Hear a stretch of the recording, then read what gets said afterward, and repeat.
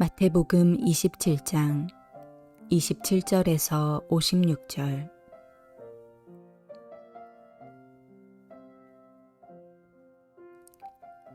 이에 총독의 군병들이 예수를 데리고 관정 안으로 들어가서 온 군대를 그에게로 모으고 그의 옷을 벗기고 홍포를 입히며 가시관을 엮어 그 머리에 씌우고 갈대를 그 오른손에 들리고 그 앞에서 무릎을 꿇고 희롱하여 이르되 유대인의 왕이여 평안할지어다 하며 그에게 침 뱉고 갈대를 빼앗아 그의 머리를 치더라.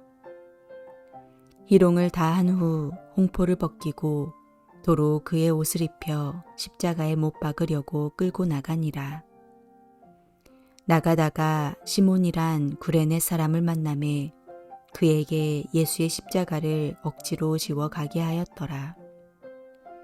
골고다 즉 해골의 곳이라는 곳에 이르러 쓸개탄 포도주를 예수께 주어 마시게 하려 하였더니 예수께서 맛보시고 마시고자 하지 아니하시더라. 그들이 예수를 십자가에 못 박은 후에 그 옷을 제비 뽑아 나누고 거기 앉아 지키더라. 그 머리 위에 이는 유대인의 왕 예수라 쓴 죄패를 붙였더라. 이때에 예수와 함께 강도들이 십자가에 못 박히니 하나는 우편에 하나는 좌편에 있더라. 지나가는 자들은 자기 머리를 흔들며 예수를 모욕하여 이르되 성전을 헐고 사흘에 짓는 자여 내가 만일 하나님의 아들이여거든 자기를 구원하고 십자가에서 내려오라 하며 그와 같이 대제사장들도 서기관들과 장로들과 함께 희롱하여 이르되 그가 남은 구원하였으되 자기는 구원할 수 없도다. 그가 이스라엘의 왕이로다. 지금 십자가에서 내려올지어다. 그리하면 우리가 믿겠노라. 그가 하나님을 신뢰하니 하나님이 원하시면 이제 그를 구원하실지라. 그의 말이 나는 하나님의 아들이라 하였도다 하며 함께 십자가에 못 박힌 강도들도 이와 같이 욕하더라.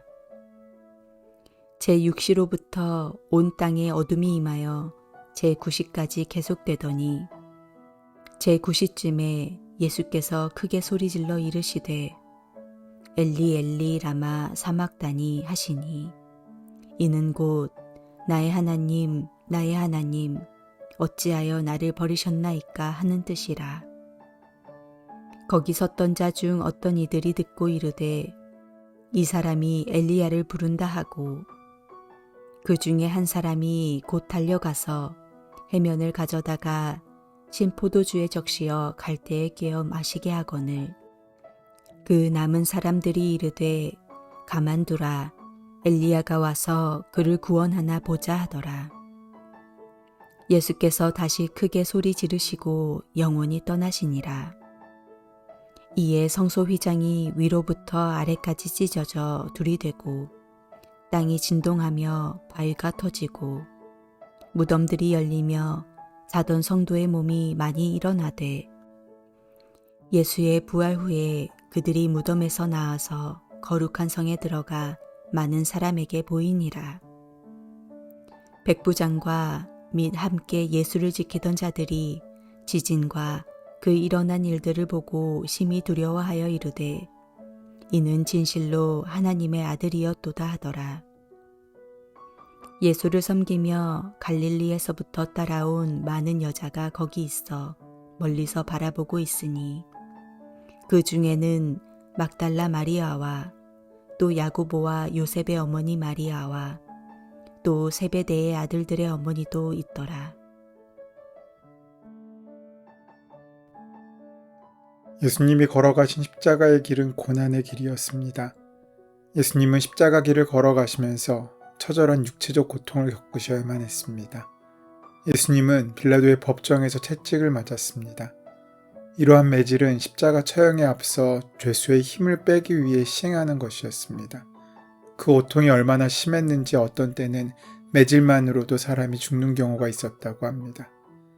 예수님의 고통은 여기서 끝나지 않습니다. 머리에 가시면류관을 씌웠습니다.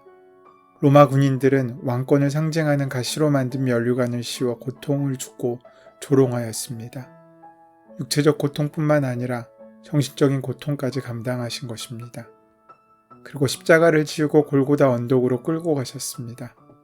전승에 의하면 빌라도의 관저에서 골고다까지 끌려가시는 길을 비아 돌로로사, 즉 고난의 길이라고 부르는데 그 길에서 14번이나 쓰러지고 멈추셨다고 합니다.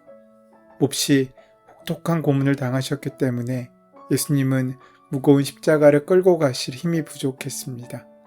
꾸불꾸불하고 경사가 있어서 고문당한 사람이 십자가를 지고 가는 이 길을 오르는 데는 시간이 꽤 걸렸을 것입니다. 뿐만 아니라 여러 번 쓰러지셨습니다. 주님은 철저히 한 인간으로 십자가를 짊어지고 가십니다. 병사들은 예수님이 더 이상 십자가를 질 수 없다고 판단하고는 대신 질 사람을 찾습니다. 그들은 지켜보는 무리 중에 적당한 사람을 찾았습니다. 그때 그렇게 걸려든 사람이 구레네 시몬입니다. 구레네는 아프리카 북부에 있는 도시인데 그곳에는 유대인이 많이 살고 있었습니다. 구레네는 6월절 순례를 위해 예루살렘에 와 있다가 봉변을 당하게 된 것입니다.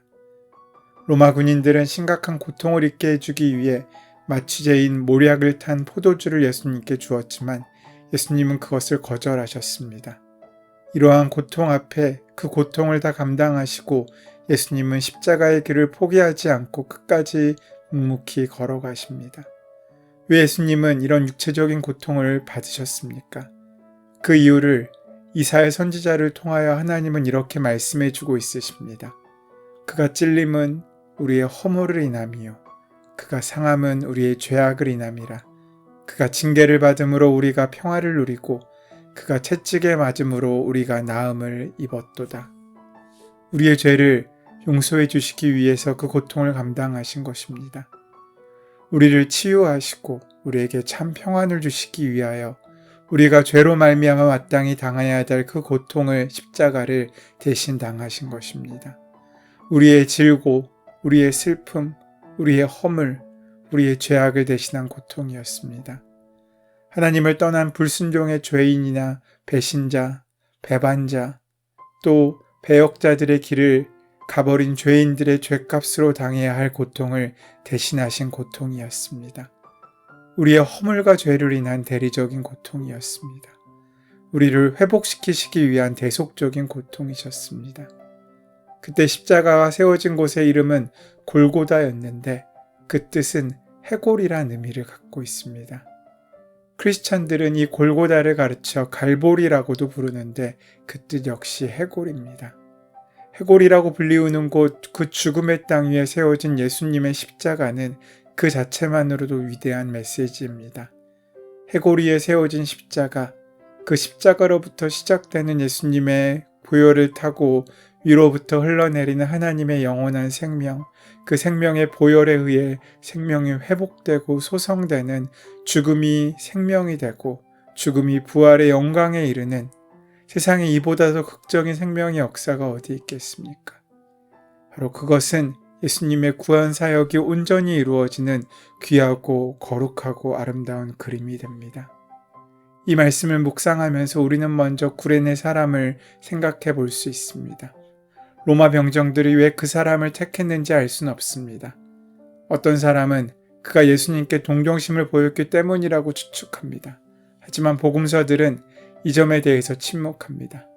하지만 그의 이름을 분명하게 적어 놓은 것은 이 사건 이후 시몬이 중요한 인물로 알려졌기 때문일 것입니다. 그 중요한 순간에 주님의 십자가를 대신 짊어지시고 갔으니 그에게는 특별한 체험이었을 것입니다. 그 이후 그는 예수님의 제자가 되었고 아프리카에 복음을 전하는 데 중요한 역할을 했을 것입니다.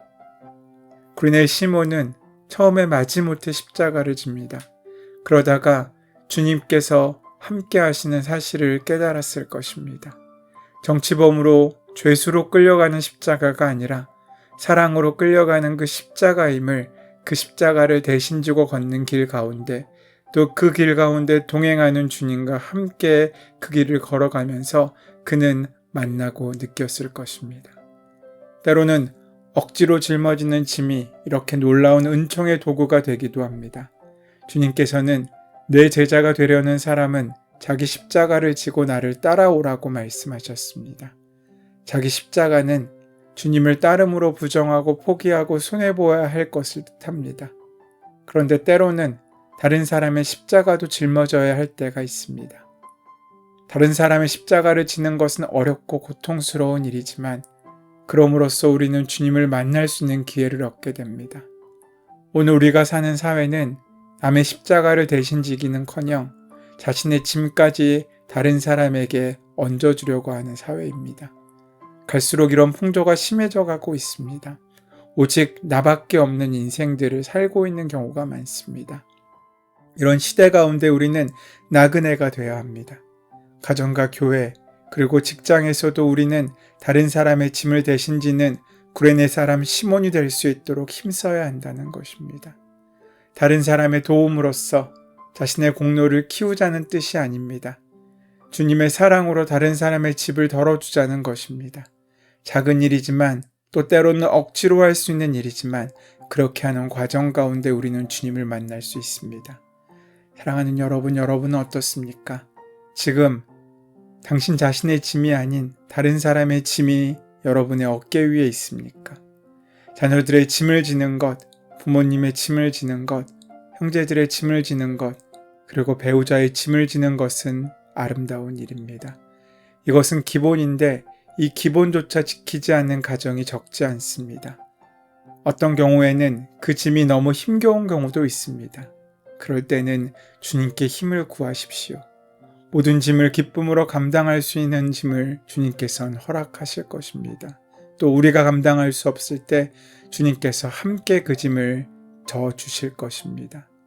혹시 가족의 다른 사람의 짐을 지고 있습니까? 내 짐만으로도 버거워 주변을 살필 여력이 없습니까? 교회에서, 직장에서 혹은 사회에서 어떻게 살고 있습니까? 우리의 짐은 우리가 맡은 사랑의 분량입니다. 그것은 또한 은혜의 분량이기도 합니다. 우리 안에 주님의 사랑이 더 커지고 은혜가 깊어져게 하려면 이웃의 짐을 나누어 지는 일에 우리는 더 민첩하고 순종해야 할 것입니다. 더욱 중요한 것은 주님이 짊어져야 할 짐을 지는 일입니다. 주님의 남은 고난을 감당하는 일입니다. 한 사람이라도 더 구원에 이르도록 복음을 전하고 주님의 몸인 교회를 주님의 뜻에 온전히 이루어지고 합당한 교회로 만들 수 있도록 기꺼이 그 짐을 지는 것은 우리의 명예이고 주님 앞에 내놓을 유일한 자랑입니다. 그리고 십자가 위에 붙어있던 명패에 주목할 필요도 있습니다. 거기에는 3가지 언어로 이 사람은 유대인의 왕 예수다라고 쓰여 있습니다. 왕을 자처한 죄로 십자가형을 받았다는 뜻입니다. 이것은 예수님을 조롱하기 위해 달아놓은 명패였습니다. 그러나 그 명패는 사람들의 뜻과는 달리 하나님의 역사를 이루는 그들의 고백으로 사용되고 있습니다. 그래서 어떤 사람은 십자가의 처형 사건이 예수님의 왕위 취임식이었다고 말을 합니다. 이 표현을 통해서 우리가 알 수 있는 것은 세상이 조롱하고 세상이 멸시한다고 해서 하나님의 역사와 하나님의 영광에 가리워질 수 없다는 것입니다. 예수 그리스도는 우리의 왕이십니다. 내가 중심이 아니라 주님이 중심이십니다. 내가 왕을 선택한 것이 아니라 왕이 나를 선택하셨습니다. 내가 왕을 바꿀 수 있는 것이 아닙니다. 그분은 영원한 왕이십니다. 내가 목적이 아니라 주님이 목적이십니다. 내가 결정하는 것이 아니라 주님께서 결정하십니다. 그렇다면 오늘 우리는 어떻습니까? 예수 그리스도가 우리의 삶에서 왕으로 섬김받고 있으십니까? 얼마나 많은 사람들이 예수님을 믿는다고 하면서 스스로 왕이 되어 예수님을 오히려 시종처럼 부리려고 합니까?